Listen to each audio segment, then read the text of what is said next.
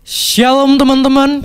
Shalom. Kembali lagi di saya tapi di sini keganjil di lidah. Ya, kembali lagi di story Simple Truth of You. Yes. Kembali kembali lagi juga bersama narasumber kita Kobram dan host 1 Samuel Arya Permana. Iya, benar. Komplit. Dan saya sendiri Kaluka Permana Putra. Yes. Kali ini kita bakal bahas apa tuh? Kali ini kalau minggu-minggu kemarin kita udah bahas tentang sesuatu yang ada di dalam diri kita, cara kita buat mengenal diri kita. Sekarang buat mengulah itu semua. Mengulah. Proses lanjutan gitu. Proses lanjutan. Cara masak-memasak. Siapkan telur. Nah, jadi yang ini kita mau bahas dulu ya, itu vision. Vision, Kak. Pertama-tama pengertian vision itu sendiri apa toh kalau menurut Kobram? Ya, visi ya. Visi. Visi kalau bahasa simpelnya sih tujuan ya. Jadi buat saya gini, setiap anak muda itu memang harus punya namanya visi. Kalau nggak ada visi, itu kayak kita jalan nggak ada kompas, nggak ada peta, ya kan? Taruh aja sekarang lah, sekarang tuh luar biasa ya, gadget itu, teknologi itu bisa dengan GPS ya kan. Yeah. Artinya sekarang teman-teman itu mau dilemparkan di kota manapun yang mungkin asing, selama kita punya sinyal, kita ada GPS, Google Map atau Waze atau apapun, kita bisa nemuin jalan ya kan. Bahkan sampai mungkin tempat yang paling terpencil pun selama itu ada di Google Map atau di Waze, kita bisa temuin. Yeah. Nah, bayangkan kalau kita nggak ada namanya itu. Teman-teman misalnya nggak pernah ke Papua nih, ke Jayapura gitu kan, terus ditaruh di sana suruh nemuin orang di jalan ini. Wah, itu setengah mati ya kan. Kita ke sana mungkin pakai bahasa Jawa, orang-orangnya mana beta tahu ya kan. Jadi wah, itu benar-benar kacau balau. Nah, makanya teman-teman hari ini buat saya visi itu akan jadi satu yang akan mengarahkan, juga akan menggerakkan hidup kita. Ya. Itu mungkin sesuatu yang belum kita lihat saat ini. Ya, tapi kita bisa lihat di masa depan. Oh, nanti aku bakal ke sana. Contoh aja lah nih teman-teman kan, nih di samping kanan dan di samping kiri saya kan senangnya ke kuburan Manden. Oh enggak, seberangnya sekolahnya ya kan. Nah, ini contoh aja ya, kalau bangun pagi pas hari normal sekolah, kita kan punya satu visi. Nanti sekian menit, mungkin Oka cuma 2 menit, yang mungkin semi 5 menit itu kan. Nanti 5 menit lagi aku bakal ada di sekolah di sana. Itu adalah satu visi. Visi kita memang belum ada di situ, tapi visi kita udah ada di situ. Yeah. Nah, kemudian cara kita nanti, saya nggak tahu nih, kalau ke sekolah naik apakah? Naik motor juga. Nah, ketika kita mungkin starter motor, kita udah tahu lah gitu kan. Kita starter motor bukan ke arah mbok cari ya kan. Kita starter motor arahnya ke sekolah gitu, karena kecuali kita visinya mau bolos. Itu beda lagi. Nah, karena kita tahu arah kita. Nah, itu akan menggerakkan seluruh fisik hidup kita untuk ke arah situ. Nah, itu namanya visi. Nah, bayangkan kalau teman-teman bangun setiap hari nggak ada visi. Ngapain ya hari ini? Ya udahlah, mager gitu kan. Makanya hari ini generasi kita kenal namanya istilah mager, karena kita nggak punya tujuan, kita mau kemana ya? Ya udahlah, gini-gini aja lah gitu. Nah, bayangkan kalau orang itu nggak ada visi, kacau balah banget. Itu. Jadi visi sekali lagi adalah sesuatu yang akan menggerakkan dan mengarahkan hidup kita. Yes. Sesuatu yang belum kita lihat hari ini, tapi kita bisa lihat di masa depan. Itulah visi buat saya. Berarti bukan vision yang Wanda Vision yang Marvel. Bukan dong. Ada visi. DC Hero. Terus itu visi. Berarti visi itu sesuatu yang bisa dikatakan belum terjadi gitu ya. Ya, belum terjadi saat ini. Belum terjadi dan kita belum bisa lihat gitu. Apalagi di hari-hari ini kan kayak kalau misal sekolah biasa, kayak kuliah biasa gitu, kita bangun tidur tuh ada tujuannya langsungan. Oh, ke sekolah, oh mandi ke sekolah. Kalau sekarang ngapain? Bingung. Bingung. Apalagi di hari-hari ini tuh gimana? Memang jadi yang paling berat memang ketika orang hidup tanpa diberi satu visi, ya kan? Nah, di Amsal 29 ayat 18 ya. Kalau teman-teman yang buka aja lah di Alkitab. Amsal 29 ayat 18 ngomong gini, bila tidak ada wahyu menjadi liarlah rakyat. Di bahasa Inggris dikatakan when there is no vision the people perish. Binasa gitu kan. Ketika nggak ada wahyu, ketika nggak ada tujuan, orang-orang itu jadi liar. Punya nggak teman-teman yang hidupnya liar? Oh pasti punya, ya kan? Kenapa sih teman-teman kita hidupnya liar? Oh jangan-jangan bahkan kita sendiri pun hidupnya liar gitu kan? Karena kita nggak punya namanya visi, tujuan. Nah makanya hari ini buat saya penting banget untuk teman-teman di masa apa ya nih? Masa COVID ya, pandemi seperti ini untuk punya satu tujuan baru. Mungkin dulu sih punya satu tujuannya simple. Nanti aku bangun pagi jam 7 ke sekolah, pulang jam berapa, Bang? Jam 4 pulang. Jam 4 pulang gitu kan. Itu satu visi yang kita hidupi tiap hari. Biarpun nanti harus ada visi yang lebih kuat lagi. Kenapa sih gue ke sekolah? Itu harus ada lagi kan. Tapi itu mungkin satu yang kita jalani rutinitas tiap hari. Nah, ketika itu dihilangkan semuanya, itu rutinitas visi itu diambil seolah-olah direnggut gitu. Nah, penting banget buat teman-teman untuk punya satu visi yang baru. Kalau enggak, hidup kita liar. Liar itu jangan bayangkan yang sembrono, yang trek-trekan, yang macam-macam lah, mabu-mabuan, enggak. Contoh aja lah, hidup kita liar, contoh aja gini, bangun pagi, ya kan. Sekarang kan nggak ada kewajiban ke sekolah, ya kan. Kita main game 4 jam sehari aja, itu buat saya sudah termasuk dalam kondisi liar. Karena kita membiarkan diri kita, sudahlah yang penting aku gini, aku dengan gadget saya, kita main 4 jam nge-game, cuman lihat Among Us misalnya kan, terus kita main 2 jam misalnya di Instagram atau ngeceki di WA atau di TikTok dan sebagainya, itu waktu kita habis di situ, itu termasuk sudah dalam kondisi liar, karena kita nggak ada tujuan. So hari ini buat saya penting banget untuk hidup dengan visi, hidup dengan purpose, dengan tujuan. Orang yang nggak hidup dengan visi, trust me, kacau balau. Biarpun mungkin hidupnya penuh aktivitas, tapi selama aktivitas itu nggak ada tujuan, orang tuh nggak akan pernah namanya produktif, karena nggak ada visi di situ. Nanti kita akan lanjut ke di action itu ya. Wah, tunggu saja episode. Berarti sudah selesai nih. belum. Santai. Terus kayak yang Bram bilang tadi kan ini masa COVID. Kan berarti ya beberapa dari mereka teman-teman kita kan yang visinya aku mau kelas 3 mau niat belajar biar nanti SBM bisa masuk univ gampang. Tapi ya termasuk saya sendiri, visi itu mulai tergantikan oleh suatu hal yang disebut kemalasan kok. Wah iya. Terus gimana ya caranya nemu visi yang baru biar lebih greget lagi kembali? Oke. Pernah nggak teman-teman pergi dulu sebelum zaman namanya GPS? Pernah. Pernah ya? Pernah nggak namanya tersesat? Pernah banget. Pernah banget ya? Iya. Apa yang terjadi? Apa yang dilakukan? Apakah terus jalan? Pokoknya jalan, nanti kan ketemu. Itu satu tindakan bodoh, ya kan? Kalau misalnya ketemu jalannya, nah ketemu kan itu keberuntungan yang sangat luar biasa. Tapi sebagian besar kita akan yang kita lakukan seringkali apa? Berhenti, Tanya orang. Nah, buat saya penting banget untuk teman-teman tahu ada namanya masa berhenti.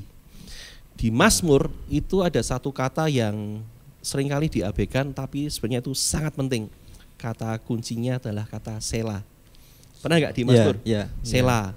Ki Selah ki apa? Mungkin Selah ya gitu. Bukan selamat. Selamat apa ya kan? Nah, Selah itu sebenarnya adalah satu kata yang powerful banget. Nah, kata Selah itu menghentikan untuk kita melanjutkan pembacaan Alkitab sebenarnya. Nah, ketika kita berhenti di situ ada kata Selah, kita berhenti untuk merenungkan apa yang sudah kita Baca. lalui, ya kan? Nah, hidup kita itu juga harusnya ada Selah, ya kan? Contoh, tadi Oka ngomong dulu ketika tahun misalnya 2020 awal, ya kan? Masih greng gitu kan, belum ada COVID macam-macam lah, paling di Wuhan gitu kan, ya kan? Nggak mungkin ke Indonesia, kita punya satu impian, kita punya satu tujuan. Tiba-tiba bulan Februari, Maret jedar gitu kan, tiba-tiba terkikis habis gitu kan. Nah, penting kalau kita hari ini merasa kok rasanya sudah nggak ada semangat, sekolah juga nggak sekolah, ya kan? Belajar kayaknya sudahlah ala kadarnya gitu. Jadi, yuk ambil waktu untuk namanya Selah. Berhenti sebentar, renungin kembali, Tuhan ini aku sebenarnya mau kemana ya? mulai kilas balik, mulai flashback, mulai renungin lagi. Dengan segala kondisi yang ada masih bisa enggak untuk impian tercapai dengan sikap kita seperti ini? Kayaknya nggak mungkin deh sikap saya seperti ini. Yuk kembalikan lagi passionnya, kembali lagi semangatnya. Bisa untuk nemuin semangat itu dalam diri kita sendiri untuk kembali berjalan. Makanya ada visi di situ. Contoh ya, teman-teman dari Parakan ke Jakarta, normal isi bensin nggak? Isi bensin. Pasti dah, pasti isi bensin. Nggak mungkin nggak isi bensin. Dengan durasi yang selama itu, biarpun sekarang ada jalan tol, orang bilang cuma 6 jam bisa sampai ke Jakarta, tapi saya percaya pasti isi bensin. Nah, isi bensin itu dibutuhkan. Tapi visinya kan ada kan? Visinya tetap Jakarta gitu kan. Tapi seringkali kita di tengah kehabisan bensin. Nah, saatnya kita review, isi gas lagi, semangat lagi. Ayo kamu harus semangat, kamu punya impian. Mulai lagi Jakarta, Dufan, Ancol, macam lah. Kita tuh mau kemana sih itu sebutin. Oh iya ya, nanti aku sana. Nah, itu akan timbul satu semangat baru. Nah, makanya penting banget untuk ambil namanya waktu sela, masuklah ke SPBU. Mulai dari nol. Mulai dari nol lagi. Yuk isi semangat lagi. Tapi visinya tetap ada. Kita nggak kehilangan visi karena visinya ada, yang dibakar semangatnya itu. Terus tadi kalau Oka kan sudah ketemu visinya. Kalau belum, kayak misal aku sempat mikir, masa hidup cuma buat takut bikin dosa, takut sama takut masuk neraka, habis itu mati masuk surga aja. Udah ya, walaupun enggak kalem-kalem baik gitu kan kurang greget. Walaupun akhirnya masuk surga seneng. Ya, sebenarnya masalah terbesar, isu terbesar dari generasi muda, bahkan nggak cuma generasi muda ya, bahkan sampai generasi tua pun itu ada satu ketakutan besar kalau sampai kita meninggal, kita belum ketemu sama panggilan hidup atau visi hidup. Nah, Helen Keller kalau teman-teman tahu itu seorang yang buta, tapi dia menciptakan satu yang luar biasa dari tulisan, dari apa, dan banyak orang yang terinspirasi dari hidupnya. Dan dia ngomong gini, yang lebih menyedihkan daripada orang buta adalah orang yang melihat tapi tidak bisa melihat namanya visi. Wah, itu adalah satu tragedi besar. Kita punya satu mata tapi kita nggak bisa melihat visi hidup kita. Nah, mungkin sedikit simpel aja ya, untuk gimana sih cara nemuin visi gitu kan. Nemuin visi itu dibilang gampang ya enggak, dibilang susah banget ya enggak, ya medium lah gitu kan. Gampang-gampang susah atau susah-susah gampang. Tapi sebenarnya itu bukan satu proses yang kadang seketika. Itu kadang satu proses yang kadang panjang, kadang juga pendek. Teman-teman juga bisa nanti bedakan, ada visi yang goal akhirnya, ada visi pendek, ada visi panjang. Nah, teman-teman harus mulai bisa breakdown itu ya, dari visi besar saya di breakdown lagi ke visi kecil gitu kan. Contoh kita mau jadi dokter, ya kan? Ini anak TK banget, mau jadi apa? Dokter gitu kan. Nah, tapi di breakdown dong, di breakdown. Artinya visinya di breakdown. Kalau misalnya jadi dokter, berarti SMA masuk penjurusan apa? IPA. Gak mungkin IPS kan? Oh iya, berarti nanti aku SMA punya satu impian IPA gitu kan. Itu di breakdown. Terus kuliahnya kalau mau dokteran ya jelas lah kedokteran, gak mungkin ke jurusan teknik ya kan. Oh ya nanti ke jurusan kedokteran. Nah yang mana yang paling bagus? Di Jawa Tengah misalnya, yang terkenal misalnya UGM atau Undip ya kan. Kita masuk, itu akreditasinya keren banget. Nah punya satu impian, Tuhan aku pengen jadi dokter. Dokter pun kan mas bisa di breakdown lagi kan, dokter apa? Banyak spesialis. Kan, artinya impian kita tuh, visi kita masih bisa dikerucutkan, dipertajam. Nah itu lagi, itu makanya kita perlu istilahnya breakdown. Oh iya aku mau saya jadi dokter kelamin gitu kan, silakan. Atau dokter paru, atau dokter internis, penyakit dalam dan macam-macam lah. Itu artinya kita punya satu visi yang jelas. Nah dari situ kita, tapi untuk nemuin kata dokter itu yang kadang paling susah, bener gak? Iya ya. Nah ini ada 4 hal yang ingin saya sampaikan secara cepat teman-teman. Yang pertama, untuk kita tahu visi kita, yang pertama dari suara hati, ya kan? Artinya kita tuh mulai belajar ya dari dalam ini, kita tuh mulai punya passion di mana ya? kok aku nek mulai yang di bidang ini kok seneng banget. Contoh lah kalau sudah ngomongin politik, wah saya mau gebu-gebu ya kan. Tapi kalau ngomongin seni itu enggak tertarik, ngomongin bola enggak gitu. Tapi begitu ada orang ngomongin politik, wah, ceret. Nah, jangan-jangan nanti visi teman-teman memang ada di politik. Atau misalnya teman-teman kalau misalnya lah nih SMP SMA sudah ketahuan misalnya. Kalau sudah ngomongin yang hafalan, waduh rasanya stres banget. Tapi kalau ketemu logika, untuk matematika, loh kok enak banget ya, tinggal nanti mikirin ini nah. Bisa jadi itu satu yang beda. Makanya suara hati itu, yuk cari dalam kedalaman, ambil satu waktu benar-benar untuk, aku tuh senangnya di mana ya. Aku itu, saya percaya Tuhan itu nggak akan keluar dari apa ya, dari karakter dari yang kita ingin gitu. Dari apa ya? Orang yang sebenarnya diciptakan untuk pelukis tiba-tiba dipanggil jadi pesepak bola, itu saya nggak mungkin. Artinya ketika Tuhan sudah taruh satu talenta misalnya art atau kesenian, saya percaya Tuhan akan taruh satu visi, ya orang itu ke arah itu. Makanya yuk coba cari tahu suara hati kita tuh kemana sih gitu loh. Dari kesenangan kita, dari macam-macam. Yang kedua, pernah enggak teman-teman punya suara yang enggak puas? Contoh gini, ketika lihat ada anak gelandangan atau anak pangwis, di sini tuh ada rasa marah jengkel, kok bisa sih ada anak-anak seperti ini? Kenapa sih enggak ada yang melihara gitu kan? Kok ada seperti ini? Atau misalnya, ini contoh aja di gereja. Ada satu ketidakpuasan, gereja saya tuh kok di area ini kok enggak ada yang nekel, enggak ada yang cover. Misalnya saya ini dulu bisa main bass gara-gara enggak ada orang main bass. Tapi ya itu bisa jadi, ini sekarang jadi bisa tuh. Nah itu karena ada satu ketidakpuasan. Nah teman-teman pernah enggak ngerasain ada satu hati suara yang di area tertentu rasanya enggak puas banget. Contoh lah, di keluarga.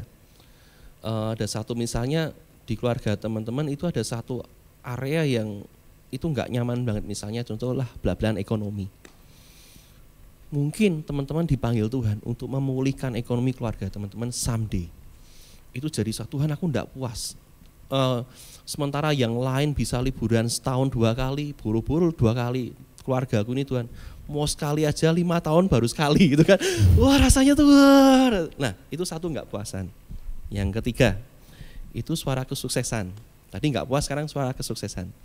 Misalnya teman-teman kalau lihat MasterChef, rasanya tuh di sini tuh, aku pengen masak, aku pengen ini gitu kan. Tapi kalau lihat perbincangan politik, males gitu kan. Nah itu bisa jadi satu pemicu, trigger. Terus yang kita baca, misalnya teman-teman suka biografi, ya autobiografinya seseorang.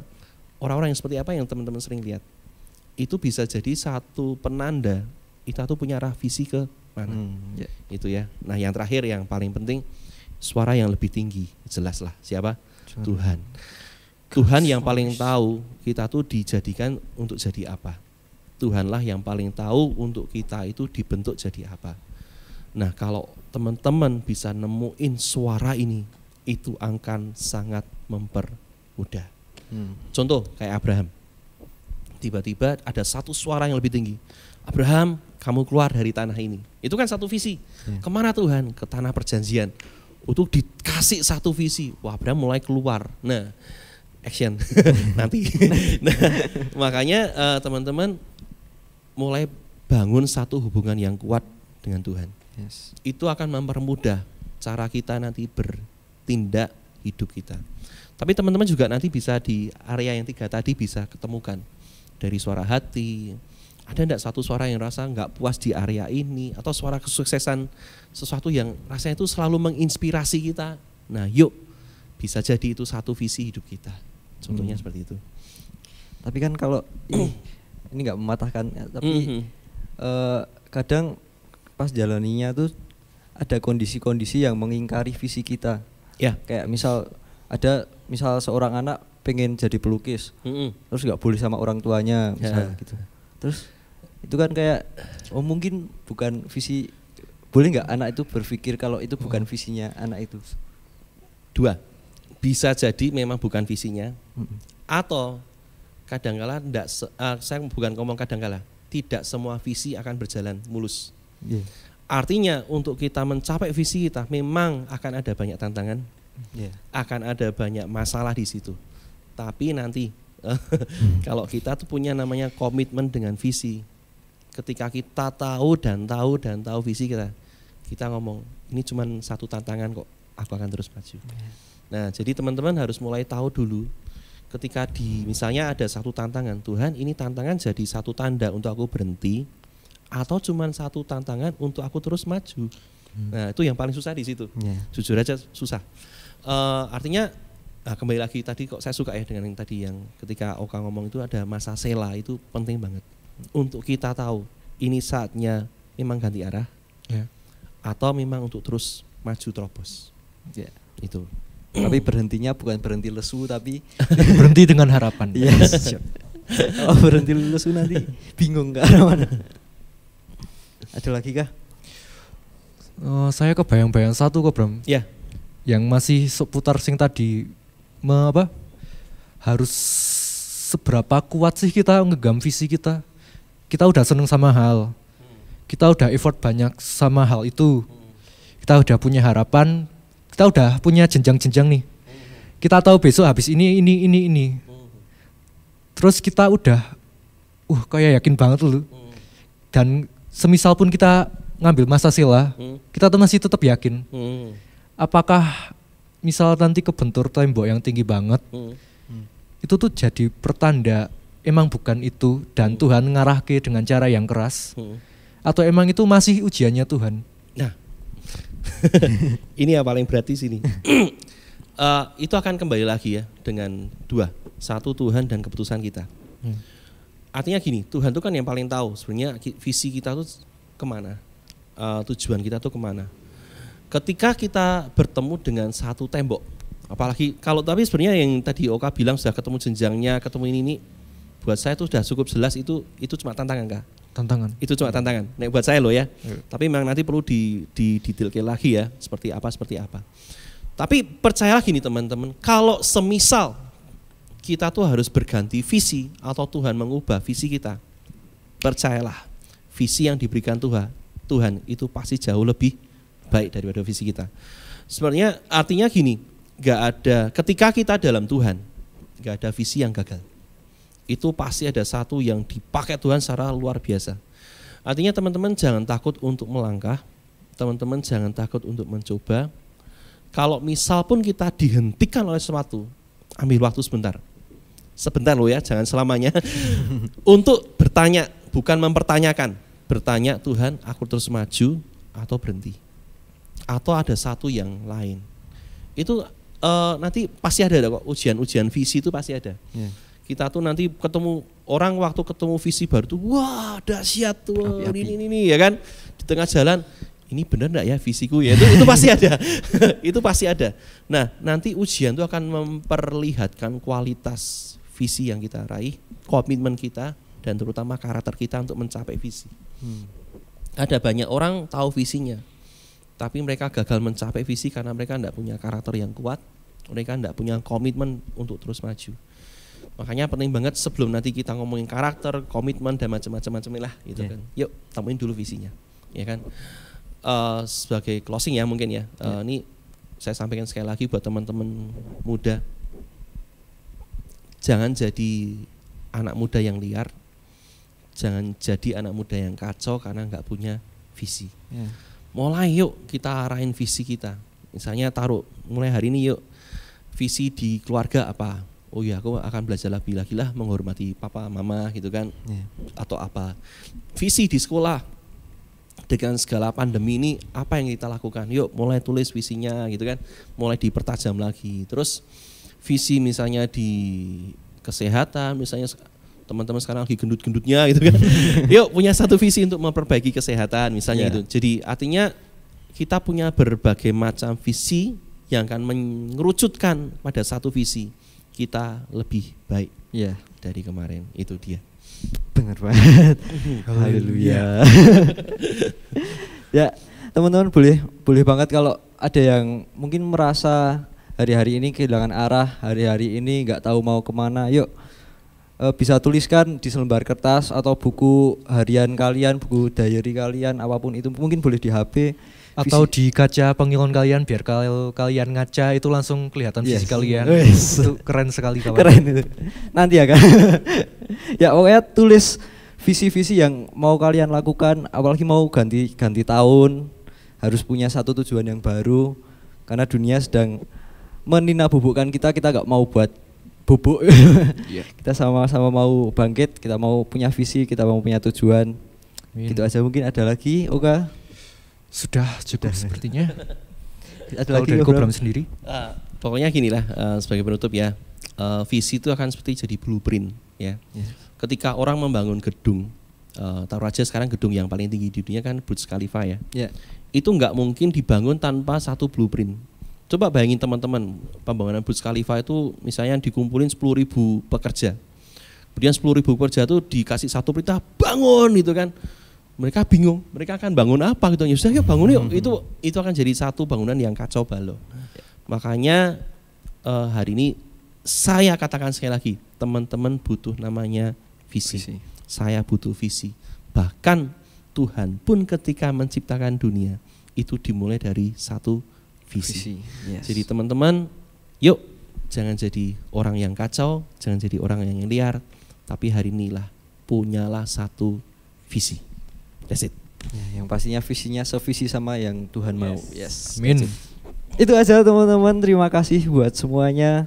Kalau kalian suka dengan video ini bisa di like, kalau memberkati, kalian pengen orang lain terberkati juga bisa di share ke teman-teman kalian, bisa ke siapapun itu yang kalian mau berkati juga lewat video ini, dan bisa usul mau bahas apa, punya pertanyaan apa tentang sesuatu apapun itu bisa ditanyakan atau bisa dikirim di DM di yud.shiloh ya, atau di komen bisa.